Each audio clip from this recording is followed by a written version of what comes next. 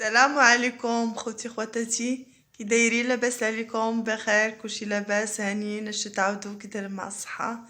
نتمنى ان نلقاكم بخير وعلى خير، ولقاكم الفيديو ديالي اليوم بصحه جيده وبكل ما تمنيتوا ان شاء الله، وبضوع بيناتكم، وان شاء الله فيديو جديد ووصفه جديده مع فضاء حنان المراكشيه. تنتمنى البنات انكم تجربوها حتى هي. هذه خصيصه للاطفال اللي لا ضرهم البرد وفيهم كحه.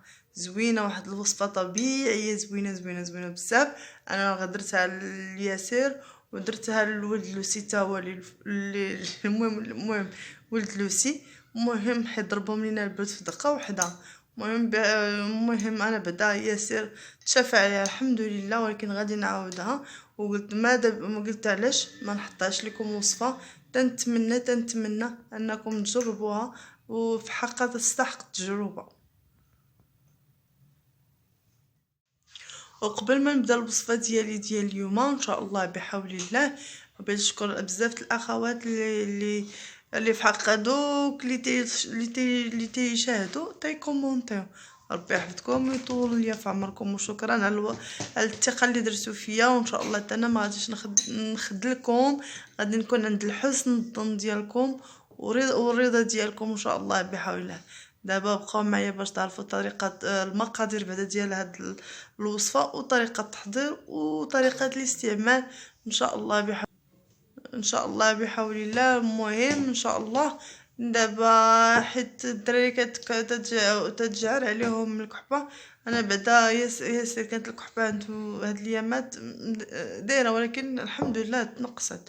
ولكن اللي كتجعر بالليل، وان شاء الله بحول الله درتها ليه البارح ولقيت اليوم ولا ما عرفتي. الدراري الصغار كما سبق لي قلت لكم كتجعل عليهم بالليل مساكن حتى يسكنوا سخان. مهم ان شاء الله بحول الله شتا اليوم تنقصت، وغادي نداوم مع لي 3 ايام. والحمد لله ان شاء الله. وانا متاكده من النتيجه، لانها نتيجه زوينه وما فيها حتى شي مضره وما عندها حتى شي اثار جانبيه. يتبعوا معايا باش تعرفوا بعدا المقادير وطريقه التحضير هاد الوصفه. البنات غير جربوها والله الا زوينه. انا كنبغي كاع نحلف، ولكن اش غادي ندير حيت ما بغيتهاش تمشي حتى هي غير هكاك. دابا البنات ان شاء الله دابا بقاو معايا باش تعرفوا معايا المقادير بعدا ديال هاد الوصفه. عندنا حنا هنايا كاس ديال الليمون مندرين، وعندي معلقه صغيره تاع الكمونه البلديه بالطبع، وعندنا هنا واحد المعلقه تاع العسل الحر مخرطو مرت لوسي مخرطو ليها كوفراسي قجاتني. المهم المقادير حنا المقادير هي بسيطه ومتوفره في اي بيت. ودابا وقيت المندرين، والمندرين في هذا البرد راه عرفتوا اش راه مزيان بزاف. وان شاء الله بحول الله هادشي. المهم كنديروا غير هي واحد الحاجه البنات ضروري خصها تكون هذه ديال الاينوكس، تكون هذيك اللي فيها الالومنيوم. هذه ديال الاينوكس راه مزيانه.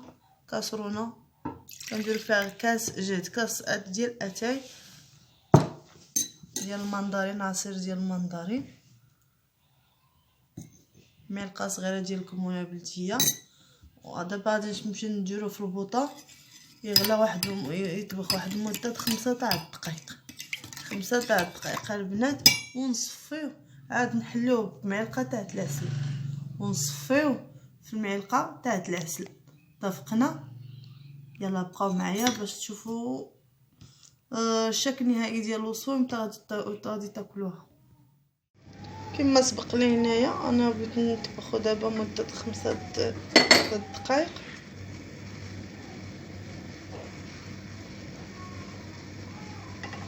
ضروري البنات انكم تصفيوها، ضروري انكم تصفيوها هذا الوصفه. ونزيدكم واحد الحاجه، اللي ما عندوش العسل يدير شويه السكر. اللي ما عندوش العسل يدير شويه السكر، ماشي ضروري، ولكن من الاحسن انه يكون العسل الحر من الاحسن. ولكن اللي ما عندوش بحال كيما سبق لي وقلت لكم انا غير مخرطو المرت لوسي.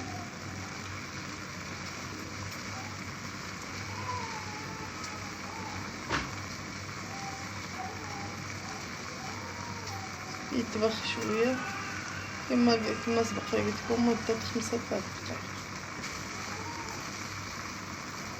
يلا بقاو معايا باش نتسناو. ما غاديش نقعد معكم 5 دقائق كلها، ولكن شي كي تيكون بحال هذا الشكل هذا غادي نصفيه ونرجع لكم، لانه ضروري غادي باش نقول لكم متى يشرب هذا الدري الوليد الرضيع. انا ياسر دابا راه مازال ما عندوش 4 شهور، باقي يلاه عنده 3 شهور ونص تقريبا، وعطيتها ليه البارح وتبارك الله تكرشو درت زوينه، زعما ردات ليا كرشو حتى هي زوينه، تحيد الريحه الا كان خايبه في حاشاك في الطيار ديالهم او لما البراز بصفه عامه باش نقول. المهم هو تيطبخ. المهم البنات ملي طبخات شي كي تيولي وصفيناها ناخذ معلقه تاع العسل بحال هكا صافي.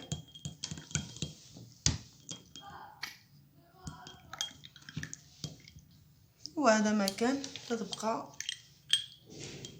بالنسبه لك. انا كنعطيها ليه بالمعلقه حتى انا ولدي ما كيشدش الرضاعه، ما بغاش يولف عليا كاع البنات الرضاعه. حلف ولدي لا شد ليا الرضاعه، نعطيه دابا بالمعلقه شويه بشويه. بالنسبه للولد لو كياخذها في الرضاعه، هو كياخذ الرضاعه. انا ولدي لا، حيت انا يا ولادي كلهم تبارك الله ما كياخذوش ليا الرضاعه ملي كيكونوا صغار. ديما كنت نرضع انايا عام ونص عام ونص. ياسر ان شاء الله يمكن نكمل ليه عامين لا هي في الحياه ولا مت الله يرحمني. هذا الله يرحمنا جميع يا ربي ومولانا الكريم. ايوا هذا ما كان، هذا هو الدواء، دواء عجيب وحصري، وتنتمنى من كل قلبي البنات تعطيوه لوليداتكم. وما فيه حتى شي حاجه. الليمون المندرين راه مزيان البرد، والكمونه البلديه حتى هي راه زوينه، والعسل الحر حتى هو زوين كما سبق لي قلت لكم. اللي ما عندوش العسل الحر يدير واحد شويه تاع السكر، اللي ما عندوش. ومن الاحسن يكون العسل ضروري. دابا راه ديال الليمون تيكون موجود ورخيص شويه، راه تيدير اقل من 100 درهم زكا امنيه، اقل من 100 درهم كيدير الكيلو ديال الليمون. ومن الاحسن يكون عندكم في الدار العسل زوين بزاف. تبغيو تحليو داك الكاس ديال السكنجبير في هذا البرد مع صافي. ايوا هذا ما كان البنات في الوصفه ديال اليوم. تنتمنى راه ماشي غير تنجي نخربق وكنقول لكم اللي يفيدكم ان شاء الله بحول الله. وبالنسبه لهذا السميط راه مزيان للرضع، وماشي غير بالنسبه للدراري الصغار، ممكن بحال تقريبا قد امنيه صغيره 5 سنين 6 سنين من المهم من يلا ماشي يلا كيتزاد. بحال مثلا انا ولدي يلا عنده دابا 3 شهور ونص، ممكن نعطيها ليه ونعطيها ليه شهرين. ولكن في حق هذا البرد راه سميتها ما كيقدوش على الدواء. ما شي دواء عندهم الدواء ديال هادشي ديال الكحه وداكشي راه ما نصيبش انا نعطيه الانتيبيوتيك من دروك وصغير. هما هاد الشويه دابا اللي صابت هذا انا مش غادي نعطيه ليه كله، انا غادي نعطيه تقريبا شي 10 معلقات صغيورين ونعطي سميت انا غادي يشرب فيه دابا انايا ولدي ولد لوسي. وزوين بزاف وكاين طرق بزاف ان شاء الله بحول الله اللي مزيان للدراري الصغار بلا ما تمرضيهم بالدويه الكيماويه من دروك. بلاش والله العظيم الا احسن من الطبيعي. وهذا الشيء الليمون طبيعي والكمونه طبيعيه والعسل الحر. ايوا اللي باغي يدير شي حاجه ما كلشي سبحان تبارك الله راه طبيعي وزوين، ما فيه حتى مضره وما فيه حتى اثار جانبيه. صافي اتفقنا البنات. وتنتمنى كما سبق لي قلت لكم العسل ضروري انه يكون في الدار، وماشي الكيلو ب 100 درهم كما سبق لي قلت لكم ديال الليمون او ديال الحامض يكون هذاك رخيص بزاف. كاين اللي كيبيعوا كاع ب 1600 ريال وهو زوين بزاف ومزيان لهاد البرد. ممكن انكم تستعملوه بزاف د الحالات بكاس تاع الحليب بسكنجبير، كاس بحال هذا ديال سميتها.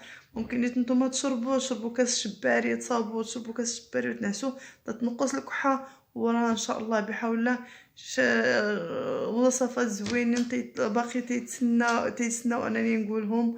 وهذا ما كان في هذه الوصفه ديال اليوم.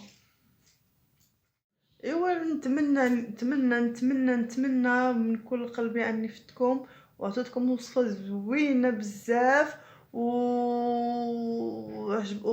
وجربوها وردوا عليا الخبر ان شاء الله، لانه بزاف الدراري كيمرضوا في هذا البرد هذا. انا ولدي نيت دغيا زعما بلا محل بصر مرض ليا وهادشي راه تندير كاع جميع الاحتياطات، ولكن البرد راه دايدير فعايلو ديما. ايوا هذا ما كان البنات. نتمنى ان قناه فضاء حنان مراكشي تكون تفيدكم. وشكرا بزاف على التعليق الزوين اللي كتقولوا في حقي، وشكرا على المتابعه وبارطاجيوا البنات الفيديوهات ديالي باش يوصلوا اكبر عدد المشاهده ممكن. وما تنساونيش بلي لايك والتعليق الزوينين. واللي مازال ما تابوناش قناه فضاء حنان مراكشيه يزيد يتابونا وتفعيل الجرس باش يوصلوا كل جديد ديالي. تبارك الله عليكم، دمتم في رعايه الله وحفظه، والله يسر اموركم. ما نساوش دعوات واخا قليلين. الله يسر اموركم. اللي مازال ما عندوش الذريه الصالحه الله يعطيها ليه والله يفرحوا ويعطيه باش ما تمنى يا ربي. وهذا ما كان. والله يهدينا ويهدي وليداتنا ويهدي امه محمد ان شاء الله بحول الله. بارك الله عليكم والله يعاونكم، والسلام عليكم وشكرا على التتبع وعلى المشاهده.